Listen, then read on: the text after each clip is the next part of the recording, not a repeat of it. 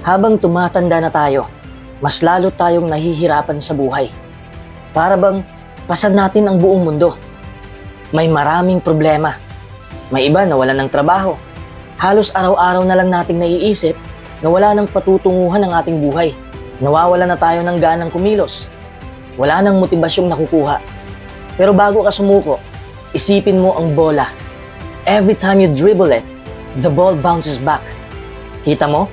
Pwede tayong maging katulad ng bola. Yung ibabagsak ka ng pagsubok, pero aahon ka pa rin. Kaya huwag kang matakot sa mga pagsubok dahil yun ang makakapagpabago ng buhay mo. Pero ang pagbabago ay hindi nangyayari sa isang tulog lang.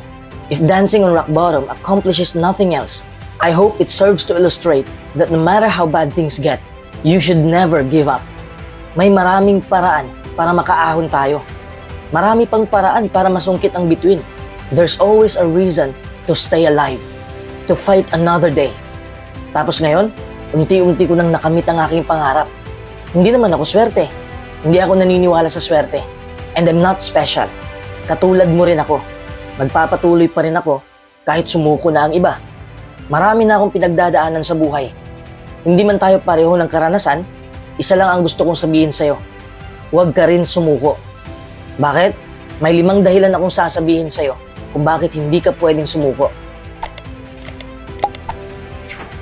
Number 1, malapit ka na sa iyong destinasyon. Kahit wala kang ginagawa, kahit nahihirapan ka, ang oras ay palaging umaabante. Hindi ka hihintayin ng oras. Walang U-turn sa buhay. Kahit ano pa ang gagawin natin, hindi natin maibabalik ang nakaraan. Hindi na tayo makakabalik sa ating pinanggalingan. Kaya wala tayong choice, kundi ang umabante. Every moment of your life is past the point of no return. Hindi na tayo makakabalik sa sinapupunan para lang magdago. Ulitin ko, isa lang ang magagawa natin, ang maglakad paabante. Bakit paabante na lang? Kasi hindi nag-i-exist ang time machine. We can't turn back time. Hindi ko naman sinasabi na kapag umabante na tayo, ay magiging matagumpay na tayo. Ibig kong sabihin, ay makakamit natin ang tunay na kaligayahan. That is spiritual success. Hindi tayo makakaabante kung wala ang Diyos sa puso natin. I believe in God 100%. Iba-iba man tayo ng paniniwala, pero alam ko na naniniwala ka sa Diyos. Kailangan kasi natin ang pagdadasal. Kung hindi ka nakakonect sa totoong source, para ka lang naglalakad paabante, pero mahiganting kamay, napupulutin ka at ibabalik ka sa likuran. Wala kang patutunguhan. Alam kong may matindi kang problema sa buhay, pero wag mo yang gamitin upang manghina ka. Manalamin ka. Tingnan mo ang taong nasa refleksyon. Buhay pa rin, di ba? Kaya't masalamatan mo ang Diyos dahil umabot ka pa sa edad na to. At pagsabihan mo ang sarili mo, huwag tayong sumuko, self. Malapit na tayong magtagumpay. Yan din palagi ang sinasabi ko bilang aking motibasyon. Pero noong una kong sinabi sa sarili ko na malapit na tayo, walang nangyari. Kasi wala naman akong ginagawa. Palagi ko na lang sinasabi na malapit na. Pero nagtataka ako kung bakit ang tagal. Kasi nga, wala akong inaaksyonan. And one day, I continued working as though I was almost there. Pinapasok ko sa aking isipan na malapit na ako at sinamahan ko rin ng malupit na aksyon. Imbis na maghintay ka lang na mahulog ang mansana sa bunganga mo, akyatin mo. Continue working as though you're almost there to this day. As long as you keep that thought in your head, continue working. Dalawa lang naman ang mapagpipilian natin sa buhay. Makukuha mo o hindi mapapasayo. Kasi kung ayaw mo, maraming dahilan. Kung gusto mo, marami ring paraan. Ang paglalakbay natin ay para lang tayong nagdadalaga at nagbibinata. Hindi isang gabi lang nangyari. Napakahaba ng proseso. Dumaan muna tayo sa mga tigyawat sa mukha. Yan ang problema natin noon. Pero ngayon, may totoo na tayong problema sa buhay. Kahit nahihirapan ka man, isipin mo lang palagi na kailangan mo pang umabante dahil malapit ka na sa iyong destinasyon. Number 2, masasayang lang ang oras mo. Kung gusto mo nang sumuko, masasayang lahat ng pinaghirapan mo. Masasayang ang lahat ng oras. Alam mo naman siguro kung gaano ka-importante ang oras, di ba? Kasi ang napapansin ko sa mga tao, halos lahat ay ganadong-ganado lang sa umpisa. What happened after that? Giving up. Gumagawa ka ba ng New Year's resolution? Saksi na ako sa mga ganyang bagay. Marami akong kaibigan na nagsusulat ng New Year's resolution. Hindi na ako magbibisyo. Hindi na ako maganito o maganyan. Walang katapusang hindi sa listahan. Napakasayang tingnan na natutupad nila yon. Pero sa isang buwan lang, pagdating ng Pebrero, lahat sila ay bumalik sa dati nilang ginagawa. What a waste of time. Hindi ko naman sila masisisi. Buhay nila yan. Ang sa akin lang, kung magde-decide kang magbago, tutuhanin mo. Don't waste your effort. Don't waste your time. Time is the only resource you can spend, but never replenish. When you give up, you're devaluing your time. Sa halip na sasayangin mo lang ang pagkakataon, uminto ka muna saglit. Pagninilayan mo mabuti kung may patutunguhan ka ba sa buhay mo ngayon. Isa din ako sa mga taong nagsasayang ng oportunidad at oras. May mga araw din na umaayaw ako sa mga bagay-bagay kasi hindi ako makakapag-isip ng maayos dahil sa bigat ng isipan ko. But here's the thing, think of your life as a boat. If you notice the boat sinking, you sometimes have to dump unnecessary weight in order to stay afloat. Kapag ikakapit mo ang konseptong ito sa buhay mo, makakaahon ka. Tanggalin mo na ang mga dark sides mo. Tanggalin mo ang bad habits mong nagpapabigat lang sa'yo. Manage any aspect of your life. Kahit minsan matatalo ka sa laban ng buhay, may marami ka namang matutunan. Whatever you do, don't allow your time to be wasted. If you don't value your time enough, then you'll end up nothing. Number 3, ang kabiguan ay napaka-importante. Ito ang isa sa mga dahilan kung bakit wag na wag kang susuko. Dahil ang kabiguan mo ay napaka-importante. Lahat ng tao ay gustong magtagumpay, pero hindi lahat kinaya ang kabiguan. Gusto ko lang saktan ka ng katotohanan.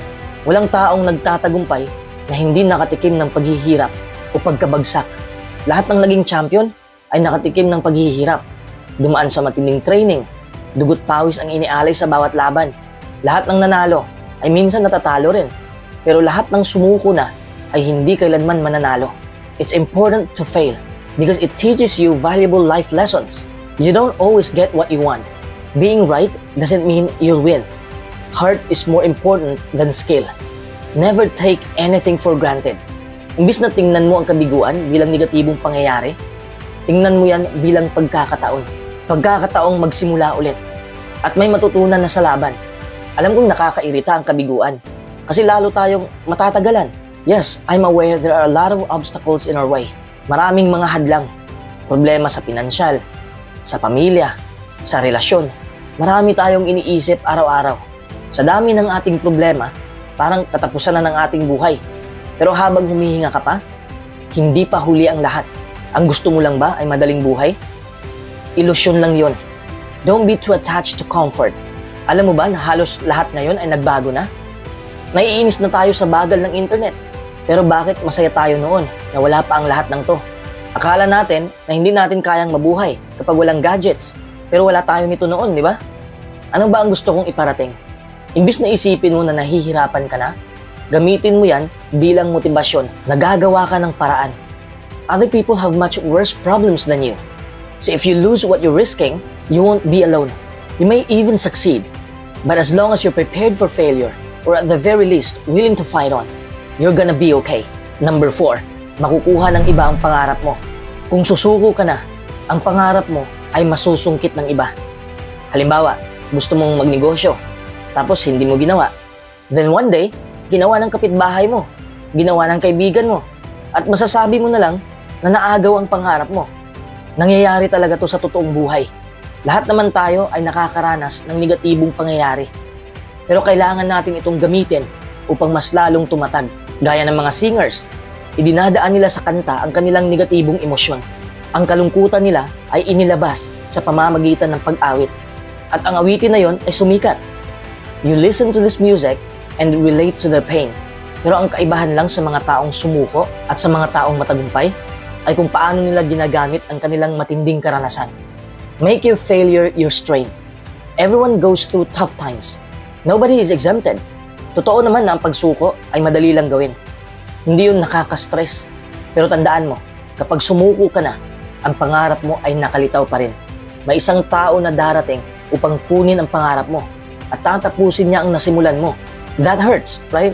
Your dream will go to someone else and it's all your fault for giving up. Kung hindi mo kayang tingnan na sila ang sumaya sa nasimulan mong pangarap, hindi magsikap ka sa buhay at magpatuloy ka lang. No excuses. Mahirap man, pero kakayanin. Number 5, masasaktan ka lang. Kung susuko ka na, masasaktan ka lang. Gusto kang makita ng pamilya mo, ng mga kaibigan mo, ng partner mo, o ng ibang tao na nagtatagumpay ka na. Gusto ko rin makita ka na nagtagumpay sa buhay. Pero kung ayaw mo ng ganyan, ikaw rin naman ang maapektuhan. Hindi naman kasi ibig sabihin na kapag sumuko ka na, ay sumuko na rin ang iba. Alam ko na hindi ka pababayaan ng pamilya mo kung wala kang ginagawa sa buhay. Pero iba pa rin yung nagsisikap ka talaga. To be honest, nobody wants to hang around with someone who makes them feel stuck. Kung gusto mo nang sumuko, edi sumuko ka na. Hindi ko naman hawak ang buhay mo. Ikaw pa rin ang magdidesisyon. But if you want to succeed and turn your dreams into a reality, it's gonna take massive work. You'll have to walk through both heaven and hell. There will be pain. And there will be a lot of times where you feel like giving up is your only option.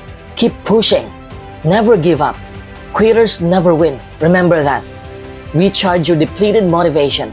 If you want to get unstuck from where you are, always remember these 5 things.